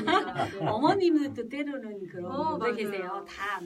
다 좋으신 분들이 계신데 다 100%는 아니고 아. 때로는 보면 정말 이렇게 말 안 되는 요구하실 경우가 있거든요. 제가 제일 난처할 때가 언젠가 하면 아이가 분명히 이건 전염성이 있는 질병이라서 원에 등원하면 모든 아이들에게 다 옮겨져요. 근데 어머님은 끝까지 우기시거든요. 얘는 괜찮다. 괜찮다고. 아. 그래서 이제 저희들이 요구하는 게 요즘은 병원에서 원에 가도 된다라는 걸 좀 떼어다 주십시오. 근데 차라리 솔직히 말씀을 하시고 아이를 맡길 데가 없어서 그러는데 이 아이를 어떻게 했으면 좋겠는지 맞아. 고민을 와서 하면 맞아. 제가 뭐 저희 원감도 있고 저희 시설이 좀 큰 시설이라 원장도 있고 그러니까 제가 데리고 있든지 원감이 데리고 있어도 가능하거든요. 네. 시설이 아니면 저희는 이제 뭐 간호사도 이렇게 대해줘야 되는 부분이 있고 막 이러다 보니까 인력들이 좀 있는 편이에요. 그러면 인력들 중에 누군가가 일단은 갇힌 공간이라 그러면 이상하지만 어쨌건 아이들과 분리된 분리돼 있는 공간에 아이를 데리고 있을 수 있거든요. 근데 끝까지 괜찮다고 우기시면 정말 감당이 안 될 때가 있죠. 그래서 그때는 이제 저희도 이제 어머님한테 웃으면서 말씀드리죠. 어머님 죄송한데 병원에 가서 보내도 좋다는 선생님 소견서 한 장 부탁해주시면 안 될까요? 라고 말씀을 드렸어요. 뭐 해결하는 방법들이 여러 가지가 있는데 노하우가 그러니까. 뻔뻔히 뻔뻔히 많이 또 이런 섬세한 행정이 여성이기 여성이기 때문에 가능한 가능한 거예요. 거죠, 네, 사실은. 맞아요. 그렇죠. 그래서 네. 이런 섬세한 행정을 했던 그 경험이 어떤 큰 행정을 하는 데서 도움이 되는 거죠. 저는 도움이 훨씬 많이 그럼요. 된다고 이 공감이 갑니다. 국가적인 거대 담론은 다 비슷비슷해요. 음. 사실은 구에서도 거대 담론은 비슷비슷하거든요. 그런데 살림하는 거는 굉장히 섬세한 부분이 필요한 거죠. 아니, 경험해보지 근데 않으면 그런 것 같아요. 못하는 꼭 이게 어떤 성적인, 저도 섬세하잖아. 근데 이렇게 아니 이거는 여성이기 때문에 이순희 위원장님이 그렇다기보다는 이순희 위원장님이 갖고 계시는 어떤 통찰력이나 그쵸. 좀 아까 맞아요. 이제 네. 어린이집에서 국가가 다 보인다고 할 정도가 또 뭐 아까 그 출산 정책이나 육아 정책에 관련된 어떤 발상 같은 것들이 단순히 뭐 박사학위가 탐나서 그러신 거보다는 그와 같은 해안을 가지고 살피려는 애정이 좀 있으신 것 같아요. 그런 데다가 육아에 대한 철학도 있으시고 또 교육에 대한 어떤 소신이나 철학을 이제 볼 수가 있는 대박인데. 저도 이번에 놓치면 국민이 손해본다고 생각합니다. 그러네요. 강북구 주민들 정말 아니 내가 진짜 좀 뭐 이 양반 사실은 지금 구청장님도 계셔서 제가 이제 전에 있었던 공약 이런 거를 또 이순희 위원장님 우리 초대하고 그랬으니까 한번 좀 찾아봤어요. 네. 찾아봐가지고 근데 뭐 의외로 이 양반도 이제 또 나올 생각도 있는 것 같더라고 언론 보도 같은 거 이렇게 보고 보니까. 하실 생각 있으세요? 근데 저는 뭐 이분도 이제 더불어민주당 소속으로 현역구청장으로 계신 분인데 경선은 해봐야 하는 거니까. 그래서 붙어봐야 저는 그런 생각을 했어요. 이렇게 정말 우리가 바라는 것은 무엇이냐 하면 민주적 정당성, 특히 절차적 정당성을 가지고 뭐 현역의 기득권이나 이런 거 없이 정말 정당하게 그와 같은 경선을 통해서 당의 후보가 될 수 있다면 그런 게 멋있는 거잖아요. 우리가 안희정 지사가 지난번에 경선에서 문재인 대통령한테 패배했지만 또 다시 동지가 돼서 우리 당원 동지 여러분 할 때 그 양반이잖아. 그래서 네. 지금도 이제 문정부가 잘 되기를 이제 바라면서 돕고 있고 또 아까 뭐 사촌이 아니라고 부인하셨는데 그 국감스타 이철희 의원 같은 분 얘기할 때 이제 정말 사석에서 이렇게 만나서 얘기를 해도 지금 정부의 성공 이게 결국은 우리가 이제 정당을 기반으로 집권을 해야 정책의 연속성이나 이런 게 나갈 수 있다. 그런 면에서는 뭐 이순희 위원장님도 아까 개인적인 그런 어떤 정당 내에서의 인연 또 여태까지 그런 말씀도 해주셨지만 이 정치 철학이나 이런 부분이 공유되는 부분이 굉장히 많이 있는 것 같아요. 네. 그다음에 또 일단 능력이 있다는 거. 그러니까. 이게 네. 포스가 있게 옵니다. 봐주셨어요. 포스가. 지금 여러분 지금 2018 지방선거 프로젝트 더불어민주당의 공천 내가 받았으면 정말 좋겠네 정말 네. 좋겠네 함께하고 계십니다. 감사합니다. 그렇구나. 저도 네. 공감합니다. 네. 아주 100% 네, 바꾸십니다. 정말 좋겠네. 정말 좋겠네. 예. 그래서 이제 그 강북구의 어떤 그런 어려움들이 있고 이제 그런 점을 어떤 장점으로 더 승화시켜서 이렇게 정책적으로 한번 해보시겠다라는 이제 말씀이 있으셨어요. 그래서 어쨌든 이런 뭐 사회 불평등이나 뭐 이런 걸 뭐 지자체뿐만 아니라 지금 우리나라 지금 전체와 또 전 세계가 지금 처한 문제라고 생각을 하는데 뭐 다 같이 노력을 해야 되겠죠. 근데 그 이제 어쨌든 강북구는 서울시에 이제 하나의 구 속했죠. 속한 네. 하나의 구인 거잖아요. 네. 그러면 서울시에서는 또 그런 관점에서 뭐 어떻게 혹시 해야 되는 것이 있다라고 생각하신 게 있다면 뭐 서울시에 바라는 점이 있다면 서울시, 예. 서울시. 저는 서울시에 바라는 것도 있지만 시장님한테 바라는 것도 네 있어요. 우리 시장님 듣고 있나요? 네. 그 이제까지 보면은 그 정책이나 뭐 어떠한 이렇게 쉽게 말해서 발전, 뭐 어떠한 정책들 발전하는 것들, 뭐 이렇게 지역의 어떠한 그런 것들을 할 때 주로 강남 위주의 정책 개발, 강남 위주의 개발, 강남 위주의 뭐 어떤 거 포커스가 거의 맞춰져 있던 것 같아요. 그러다 보니까 실제 잘 아시겠지만 강남 강북이 나눠진 게 한강을 기준으로 나눠졌잖아요. 네, 북쪽은 강북, 네. 강남 이렇게 나눠졌는데 강남에다가 이렇게 집중하다 보니까 실제 강남은 뭐 인프라 뭐 예를 들어서 뭐 인구 예산 이런 것들이 다 그쪽으로 집중하고 쏠리다 보니까 강남은 정말 많이 발전이 됐어요. 네. 그런데 강북 같은 경우는 항상 뭐 무슨 정책 할 때마다 항상 빠지더라고요. 네. 그러니까 특별히 강북에서도 동북부 4구가 빠진 거예요.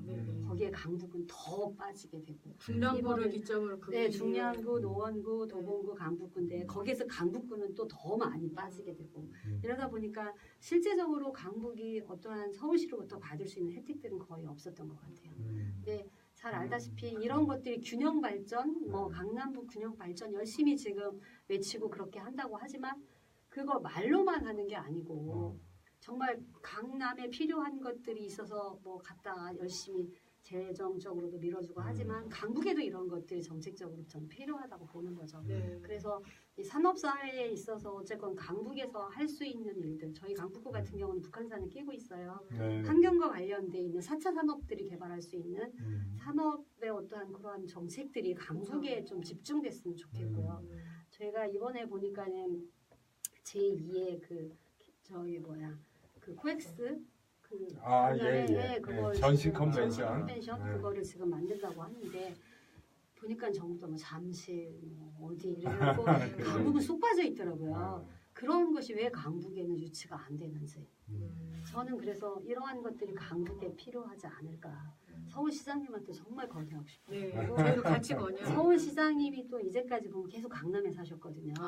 물론 지금 사시는 건 관사예요. 네. 관사 종로에 사시는데 강북에 좀 사시라고 강북으로 이사를 좀 오십시오. 그러게 이사 오십시오. 네, 공기 맑음. 드리고 싶고 또 정부한테 좀 요구하고 싶은 것들이에요. 뭐냐면은 그 어떠한 정책에 입안하기 위해서 정책 결정권자들이 쉽게 말해서 고위 공직자들이 거의 강남에 치중돼 많이 사시더라고요. 통계적으로 나와 있는 겁니다. 맞아요. 예, 그런데 그분들이 예를 들어서 어떠한 지역사회에 뭐 서울에 어떠한 뭘 유치할까 할 때 기왕이면 당신이 사시는 곳에 하고 싶겠죠. 근데 그분들이 결정권자들이잖아요. 그죠. 그래서 아무래도 그러면 저는 이런 결정을 그렇게 하지 말고 지자체별로 시민사회단체가 들어가던 뭐가 들어가던 해서 정말 공정하게 강남북 모든 구에 한 명씩 됐든 두 명씩 됐든 들어가서 결정을 할 수 있었으면 좋겠어요. 그러니까 결정권자들의 거주지 제한을 공평하게 하자. 네. 그게 정말 좀 중요한 것 같은 생각이 들어요.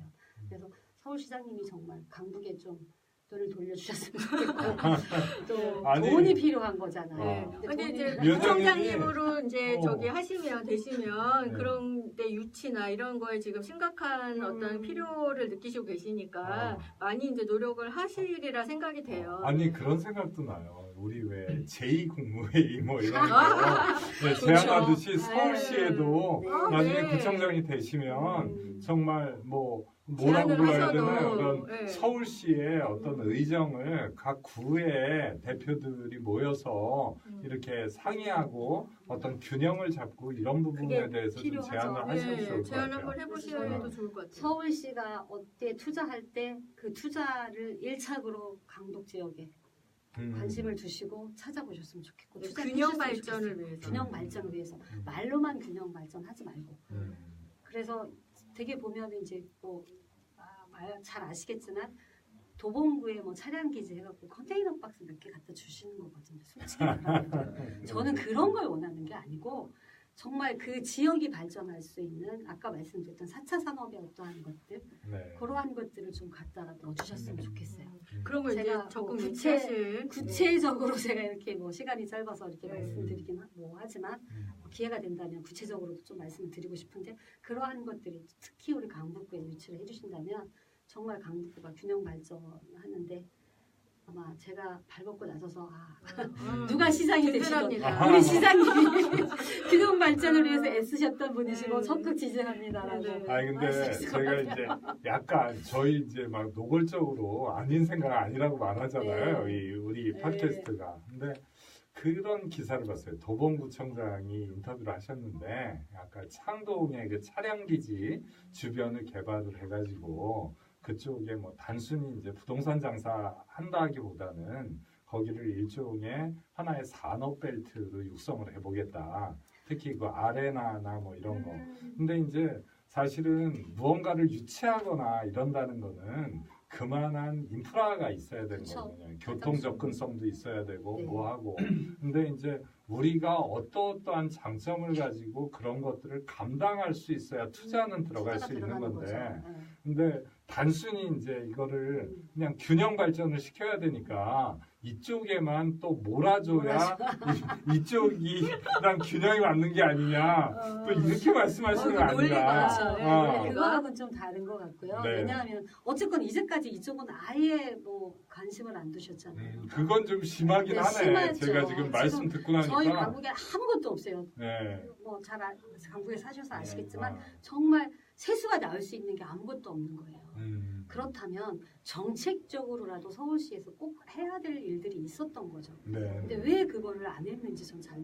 그래서 아까 제가 초반부에 말했던 것처럼 강북구에서 정치했던 정치 지도자들의 문제점으로 아, 보는 그런 거고 건 있겠어요. 강북구의 구청장 이제까지 해오셨던 지금 현 청장만이 아니고 네. 구청장님들한테도 문제가 있다고 보는 거죠. 네. 그거를 정말 강북구의 어떠한 잘 사는 강북을 네. 위해서 뭔가를 열심히 뛰고 뭔가를 가져올 수 있는 했었어야 그죠. 했었어야 기반이 되는데 열악했다면 노력을 기반을 갖추려고 노력했어야지. 당연하죠. 그게 네. 먼저 선회돼야 됐다면 했어야 되는 건데 네. 그런 노력들을 물론 당신들이 내놓은 여러 가지 정책들은 열심히 했어요. 근데 그게 환경을 보존하고 뭐 강북구에 뭘 어떻게 하고 이런 것들로 되는 것들이 아니잖아요. 근본적으로 네. 큰 틀을 바꿔야 큰 틀을 하는 바꿔야 되는 그런 쉽게 말해서 정책을 돈이 돌 수 있는 아, 제적 경제가 돌 수 있는 네. 뭔가를 했어야 되는데 그 부분은 정말 이렇게 좀 소홀하셨다. 소홀했던 거죠. 아, 그게 제일 근데 가슴이 아파요. 소질이 있으세요. 네. 이게 아까 육아 정책을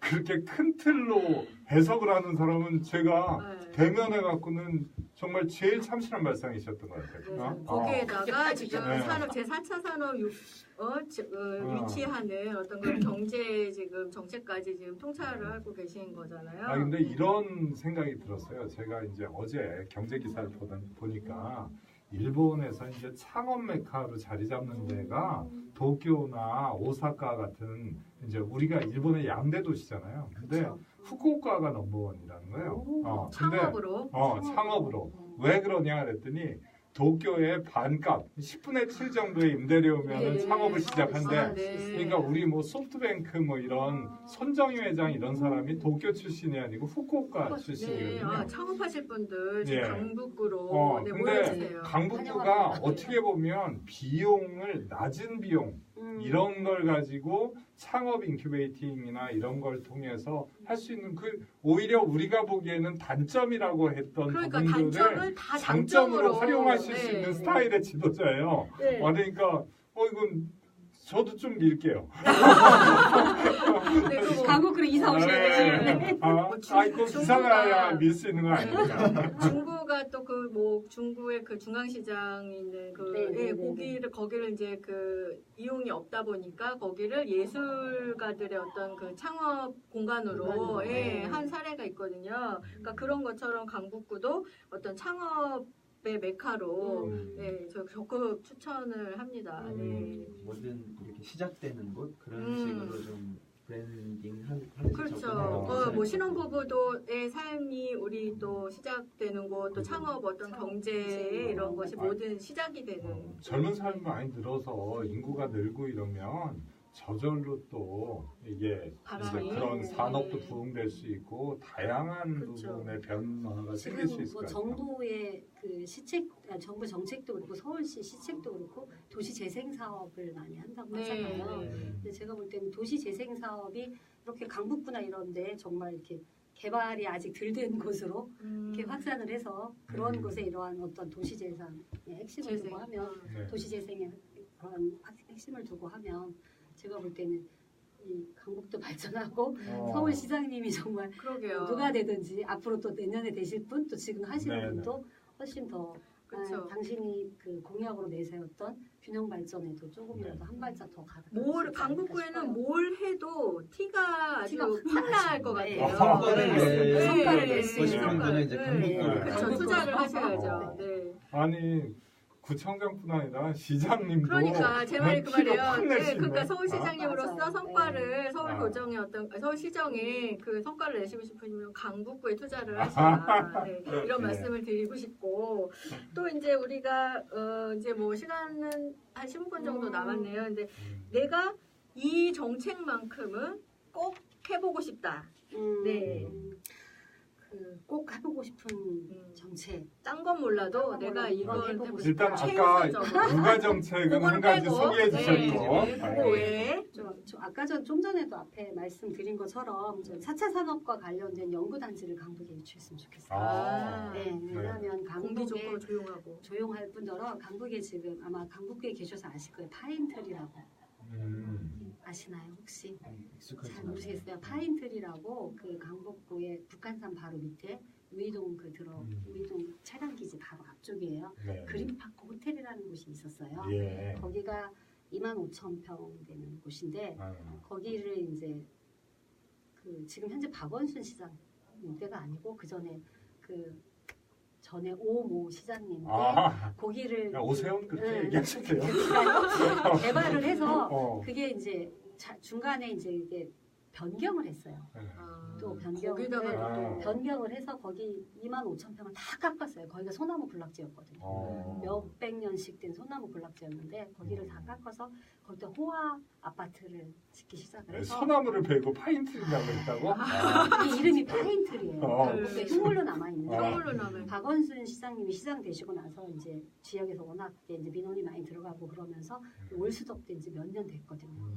7, 8년 동안 올수덕돼서 강북구 흉물로 남아 있는데 제가 볼 때는 그것이 뭔가를 해야 되는 그러네요. 거고 그런데 거기에 제가 볼 때는 저는 그러한 것들이 연구단지가. 연구단지로 4차 산업의 연구단지 이거는 뭐 공해나 이런 거하고 관계가 없는 곳이라서 4차 산업은 그러면 이게 북한산 밑이고 이러기 때문에 공기도 쾌적하고 환경도 좋고 이래서 그러한 것들이 좀 유치하는 게 제가 바라는 어. 네, 꼭 그걸 유치. 아니 근데 난 발상이 너무 좋으신 것 같아요. 제가 저도 이제 사실 뭐 건설회사 일하기 때문에 아까 제가 판교 테크노밸리가 있는데 거기 뭐 제2밸리를 또 만들고 제3밸리가 계획이 있어요. 그래서 그쪽하고 이제 유관된 거 뭐 정보 파악하려고 거기 갔거든요. 네. 근데 이제 그 거기도 뭐 여러 가지 전철역 어디 생기냐 그러면 3 테크노밸리를 만들려면 거기까지 전철을 끌어들이기가 힘든데 무슨 문제점이 있겠나 이런 입지 분석을 했는데 발상을 바꿔서 예를 들어서 뭐 그 다음 카카오 같은 데가 이제 어떤 연구기지나 본사를 네네네. 제주도에 한적한 데로 옮겼어요. 그게 이제 산업별 특징에 따라서 그렇죠. 정말 인구가 들락날락하면서 유입되는 그런 류의 산업이나 산업 입지가 있고 또 하나는 아까 위원장님 연구단지. 말씀하신 것처럼 어떤 조용하고 한적한 뭐 솔향을 맡으면서 네. 소나무 벤자리에 이제 영어로 파인트리 네. 그렇게 하는 입지도 있고 그래서 우리가 생각하는 입지도 굉장히 다양성을 추구할 수 있을 것 같아요. 그런 그래서 이제 면에서 보면, 강북구가 이제 그렇게 연구단지가 들어오게 되면 이제 거기에 근무하는 사람이라던가 이제 그 인력들은 이제 뭐 강북구도 집값이 싸지만 뭐 의정부나 아니면 남양주 그쪽에서도 이제 유입될 수 있고 네. 그쪽으로 또 오히려 지금 뭐 분당 판교가 그렇게 뻗어 나가듯이 이 북쪽으로도 좀 나갈 수 있는 어떤 그런 여지가 되지 않을까 또 이런 생각이 그게 드네요. 그런 걸 이제 부도심이라고 부도심. 부르는 거잖아요. 네. 근데 근데 국가가 정책적으로 이게 이제 서울 심화된 문제가 아니고 국가의 정책의 그러니까. 문제겠죠. 네. 이게 수도권 중심이 되다 보니까 수도권 중심에서 이 북쪽으로는 아무것도 안 하고 있어요. 사실은 아시겠지만 블루오션이. 네, 그리고 되게 재밌는 게 이게 남쪽으로는 계속 뻗어 내려가고 있단 말이죠. 근데 이런 것들이 저는 국가 정책에 있어서도 좀 그러한 쪽으로 좀 이렇게 관심을 좀 가지고 그렇죠. 우리가 통일을 앞두고 통일을 앞두고 어쨌건 있는데. 해야 될 네, 일들이잖아요. 그렇죠. 네. 말로만 통일을 한다고 할 것이 그래서 아니고. 맞습니다.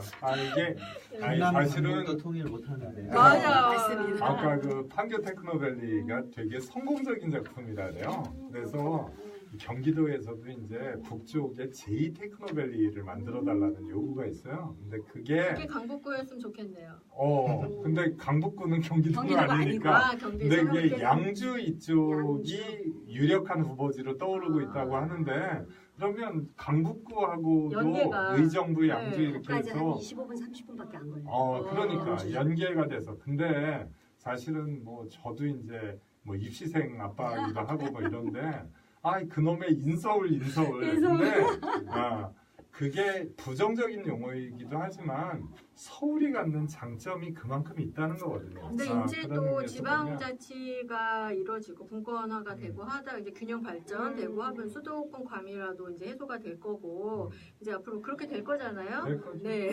되게 만들어야지. 그렇죠. 그러니까 우리 개헌도 하고 우리 지사님의 그 지방 분권도 실현되고 하면은 뭐 인서울, 서울에 집중한 과밀화 이런 거 어느 정도 해소가 그래서 저는 되겠죠. 인서울을 해소한다는 게 서울을 죽여서 된다는 게 아니라 다른 데 서울과 발전시켜서. 인접도시의 조화나 협력 이런 것들이 필요해서 의정부하고 강북구하고 협력을 하거나 조화를 이룬다는 거 또 우리가 뭐 국경이 있는 것도 아닌데 균형 근거 넣을 발전을 수는 위해서. 없잖아. 네.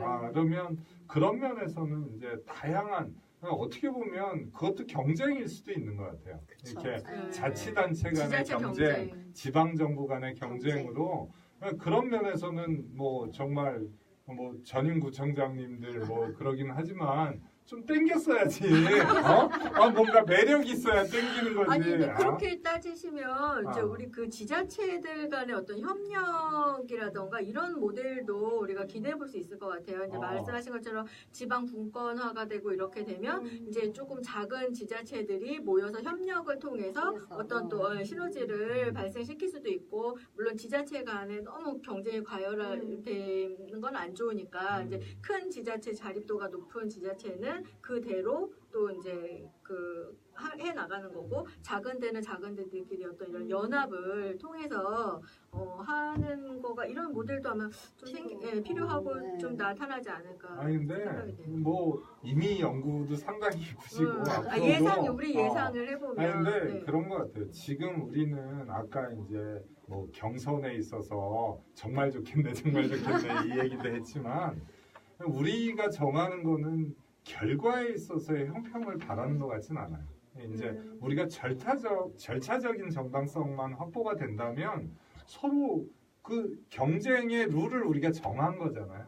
그 다음에 경쟁 자체가 나쁜 것 같지는 않아. 그래서 말 그대로 이제 선의의 경쟁을 하고 그 경쟁을 통해서 어떤 결과가 나오더라도 승복할 수 있는 문화를 만들고 또 경쟁에 의해서 도태된 사람을 비난하거나 깔보는 게 아니라 그 사람이 다시 패자부활할 수 있는 시스템을 구축하고 이런 것들이 국가나 지방정부나 이런 데서 이제 해줄 일인 것 같아요. 정치의 네. 기본 철학인 거죠. 그러면 이제 그런 이제 경선에서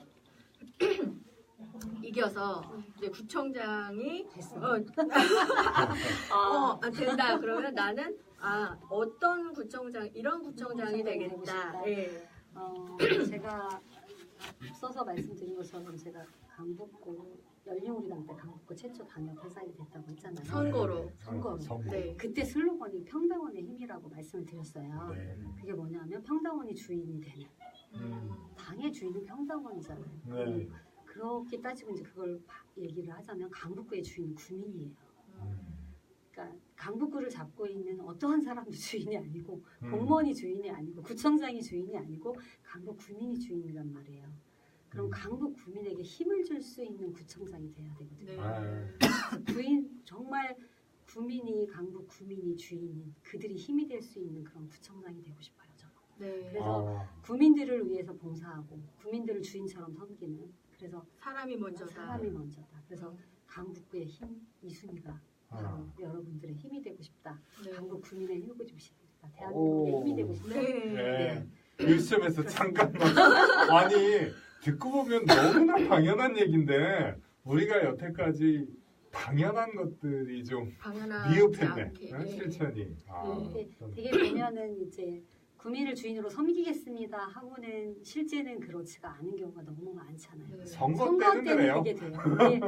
근데 사실 구민의 힘이 되려면 구민이 주인이 됐을 때 내가 그들의 힘이 될 수 있는 거거든요. 그렇죠. 그들이 주인이 아니고 그들이 주인이 아닌 그 외에 다른 사람 아니면 내가 주인이 됐을 때는 힘이 필요 없는 거예요. 내가 힘인데 뭐가 필요하겠어요. 그죠. 그거는 그래서 정말 구민들의 힘이 될 수 있는 또 구민이 주인이 되는 그러한 그래서 정말 그 사람 제가 이제 대구서 많이 내려오게 됐을 때 정말 그 사람은 강북구의 힘이었다. 강북 구민들의 힘이었다. 강북 구민들을 위해서 정말 봉사했던 사람이었다라는 말 꼭 듣고 싶네요. 네. 그런 사람이 되고 싶습니다. 네, 되리라고 믿습니다. 네. 그러실 것 같아요. 아니 나중에는 그러겠는데 네. 지금은 이제 앞에 구청장들이 한 게 없어서 모두가 걱정하고 있는데 이제 다음 구청장 될 사람은 이순희 구청장이 너무 많이 해가지고 그러니까 이제 도전을. 내가 뭐를 해도 생색이 안 날 텐데 네. 어쩌죠 이러겠다. 그러게요. 좋습니다. 네, 응원합니다. 감사합니다. 네. 많이 좀 도와주시고.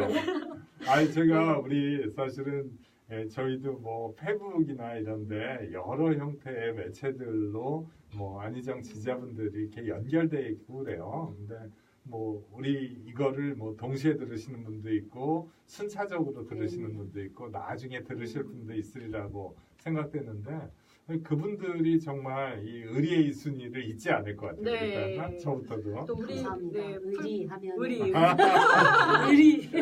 아니 이게 인간적인 도리의 기본인 것 같아요. 네. 서로. 네. 또 우리 그 풀뿌리 민주주의를 위해서 우리 기초의원, 뭐 기초자치 단체장들이나 이렇게 준비를 하시는 분들 계신데 우리 꼭 그렇게 되시기를 경선을 정말 좋겠네 네 더불어민주당의 공천 내가 받았으면 정말 좋겠네 네 우리 함께 해주신 우리 이순희 위원장님한테 이제 감사의 말씀을 드리고요.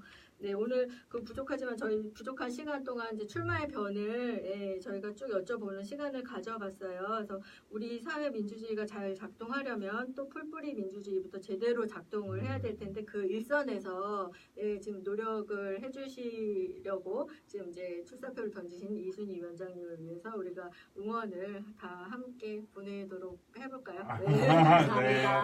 네, 진짜 응원하겠습니다. 네, 아유, 우리 고맙습니다. 오늘 뭐 의견 주시고 아까 이순희 위원장 파이팅 이렇게 네. 해주신 분도 있고 아, 그러신데 네.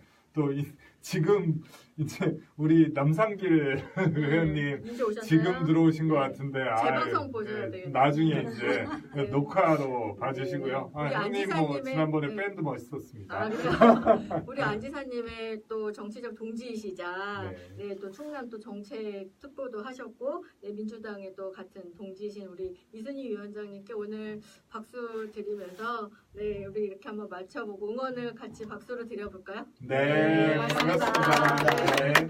이렇게 불러주셔서 영광이었습니다. 네. 너무 감사하고요. 아, 저희가 감사합니다. 팟빵은 재밌어야 되는데 얼마나 재밌으셨나요?